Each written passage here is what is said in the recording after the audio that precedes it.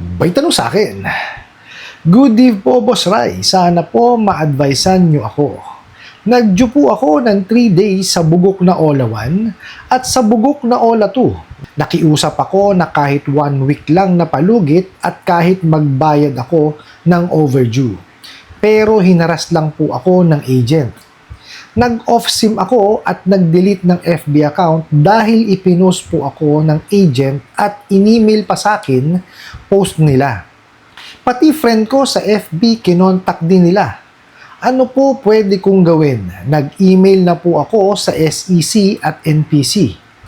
Matatanggalan ba ng lisensya sa PRC pag may small claims, Boss Rai? Alright, napakagandang mensahe po nito, pero bago ho natin sasagutin, imbitahan ko ho muna sana kayo na pakisuportahan po sana ang aking mga social media accounts sa YouTube, Facebook, and TikTok. Sa video po natin, alamin natin kung gaano ho katotoo yung pinadala sa inyong mensahe at alamin po natin na matatanggalan po ba ng lisensya sa PRC pagka po may isinampa na small claims case sa small claims court. Pero bago ho yan, disclaimer po muna, hindi po ako abogado. Ako po'y maniningil. Lahat po na sinasabi natin sa ating mga video is based on my experience at syempre po sa ating pong pagsasaliksik at pagtatanong sa mga kaibigan po nating abogado. At isa pa po, hindi ko po kinukonsinti ang hindi pagbabayad ng utang dahil ang utang ay responsibilidad at obligasyon na dapat po nating bayaran. Ang hindi po ako pabor ay dun sa maling pamamaraan pag-utang at maling pamamaraan ng paniningil. Sagutin po natin yung pinadala nyo pong mensahe. So sabi nyo nga po, sana ma-advisean kayo. No? Well, gagawin ho natin yung ating makakaya para po mabigyan kayo ng linaw dun po sa pinadala nyo pong mensahe. So sabi nyo nga po, may 3 araw na kayong overdue or nag-due dito sa Bugok na Ola 1 at Bugok na Ola 2. No? Nakiusap kayo na kahit 1 week lang na palugit, at kahit magbayad kayo ng overdue. Okay. Pero, hinaras pa rin kayo nung agent. Okay. So, dun po muna tayo. Okay. Ito lamang po ang sasabihin ko sa inyo. Ito pong mga bugok at abusadong online lending apps, paulit-ulit ko pong sasabihin. Wala hong alam yan sa paniningil. Puro pangwawalang yalang po. Nakita nyo naman. Nakipag-coordinate kayo sa kanila. Kayo na ho mismo nagsabi, na palugit lamang pong 1 linggo at babayaran nyo pa yung mga penalties. Ano ginawa sa inyo? Winalangya kayo. Kasi walang alam nga sa paniningil. At utos ho yan nung may-ari nung kanilang kumpanya. Okay? Yan ho ang mahirap sa mga yan pagka kayo inapasok dyan sa kanilang trap. Trap ho yan eh. Scam din yan. O paano kung sinabing ganon? Kasi ganito. Mali ang advertisement. 'Di ba? Deceiving. Kung ano-ano sinasabi, lisensyado, hindi naman pala. Diba? Sasabihin, hindi nangaharas, naghaharas naman pala. 'Di ba? Sasabihin, malaki makukuha, mahaba ito, hindi naman pala. So may engganyo kayo ngayon. 'Di ba? Mangyayari, ida-download nyo, bibigyan nyo ng permission. Pag binigyan nyo ng permission yung mga bugok na yan, wala na ho. Lahat ho ng contact details po ninyo, mananakaw niyang mga yan. Okay? Kahit po yung nag-miss call sa inyo, kahit yung tumawag lang sa inyo, o yung tinawagan ninyo, kasama ho yan sa mananakaw sa inyo. Kasi gagawin nila collateral yun eh. Mga luko-luko yung mga yan. O ngayon, eto na. Pag nabigyan ng permission na nakawan na kayo, fill out pa lang ho kayo. Wala na. Papadala na ho kagad kayo ng pera niyang mga yan. Oras na maibigay nyo po yung inyong number. Kasi yun na ititrace nila kung yung number po ninyo is connected sa e-wallet. O, pag nalaman nila yun, padadalang kayo kagad. Walang kaabog-abog yun. Totoo po. Ganyan kawawalang yayang, bulagaan yan. Kasi di umano, naglilinis lamang po ng pera yung mga bugok na yan. Okay? Pansinin nyo ho yan. Magdi-disburse yan, kalahati lamang po nung approved amount. For example po, 5,000. Didisbursan kayo niyan, 2,500. Hindi balihong matalo na sila ng 2,500 kung hindi kayo makakabayad. As long as yung 2,500 po, malinis. Kasi magagamit na nila yun eh. Di po ba? Instead na hindi nila magamit yung pera nila kasi galing sa illegal. Di po ba? Kasi nga, PAOK na po mismo nagsabi, itong mga bugok at abusadong online lending apps, ay konektado po sa Pogo. Ano po ba Pogo? Illegal. O yung pong pera na ginamit sa sa Pogo, ayan po yung inaano ng mga bugok at abusadong online lending apps. Yan po ang mahirap. Okay? Kaya puro pangwawalang yalam po ang ginagawa niyang mga yan. Wala akong pakialam yan doon sa pautang. Ang pakialam ho niyan, malinis po yung pera nila. Tuloy ho natin. So, hinaras kayo ng agent. Okay? Ang ginawa niyo po, nag-off SIM kayo at nag-delete kayo ng FB account dahil pinost kayo. Ang masakit, no? Yung agent, in-email pa sa inyo yung ipinost sa social media. Nakita niyo kawalang yan. Diba? Talagang inaatat kayo eh. Di ho ba? Hindi ho paniningil yung ganun eh. Di ho ba? Iba ho yung paniningil sa pangwawalang ya. Yung ginagawa sa inyo, winawalang ya ho kayo eh. Di ho ba? Sa inyo na mismo nang galing. 1 week lang napalugit. Diba? And willing pa kayong magbayad nung mga penalties and late fees nila dahil nga overdue na kayo.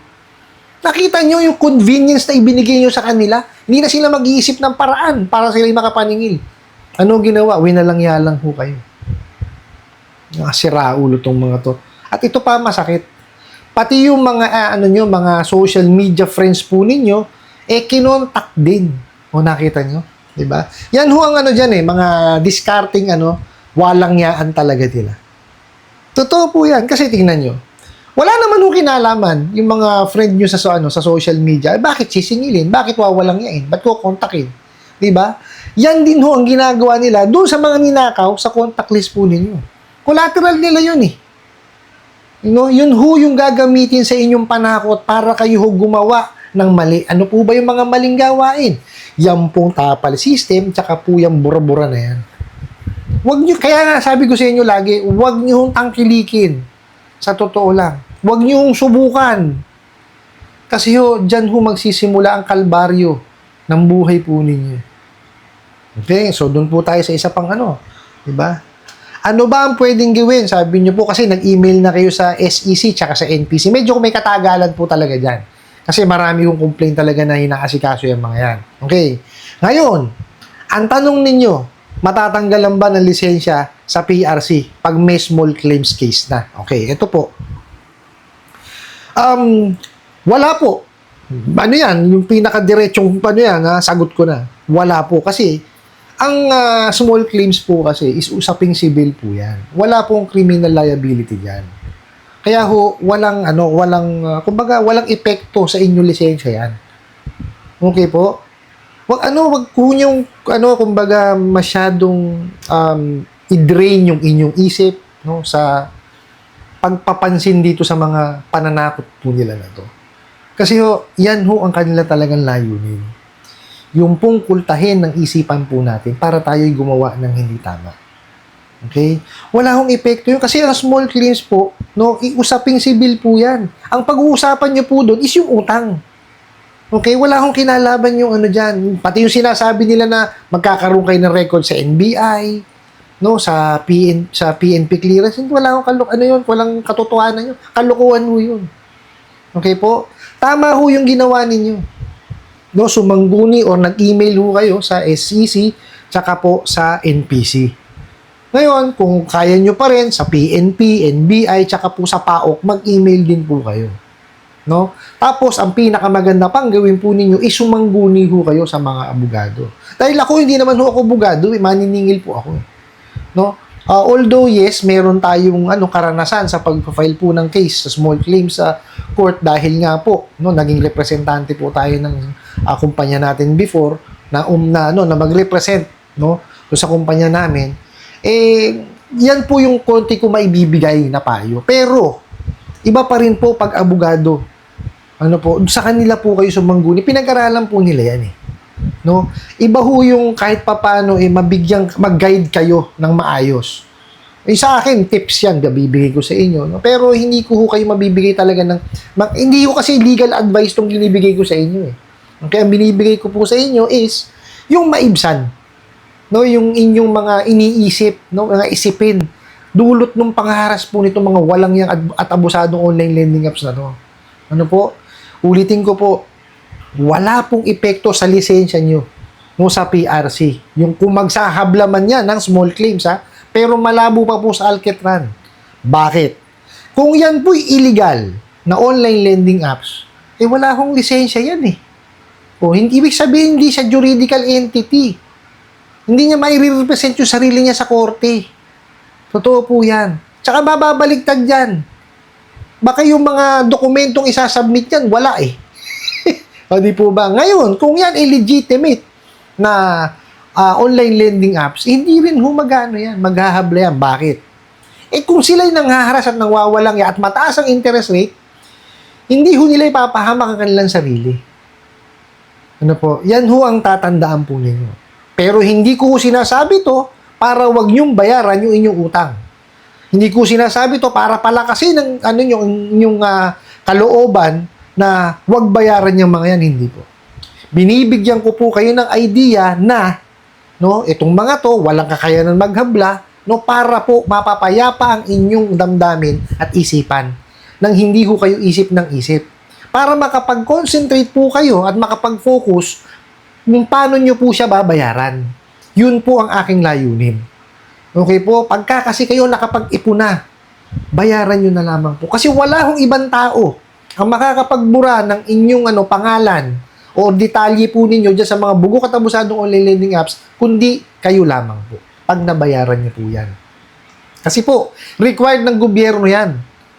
There may certain number of years or months lamang po ang pwedeng itagal sa kanila ng inyong detalye. Sana po yung ibinibigay kong mga payo or tips dito po sa aking channel, kahit papano, naisa sa buhay po natin. Actually, may mga nagme-message po sa akin na malaki daw po yung naitulong ko, kahit papano, unti-unti na sila nakakabayad. Maraming salamat po. Ako'y natutuwa na kahit papano po, nakakalabas na tayo. Dito sa kumuloy ng mga bugo katabusadong online lending apps. I hope nasagot ko po itong katanungan na to at sana po'y makatulong. Maraming salamat po sa inyong walang sawang pagsuporta at panonood sa aking mga video. Maraming salamat po sa inyong pag-like, pag-share, pag-comment at pagtatanong. And kunin ko na rin po itong opportunity na to na imbitahan po sana kayo na pakisuportahan po sana ang aking mga social media accounts sa YouTube, Facebook, and TikTok. Hanggang sa muli po. Yun lang.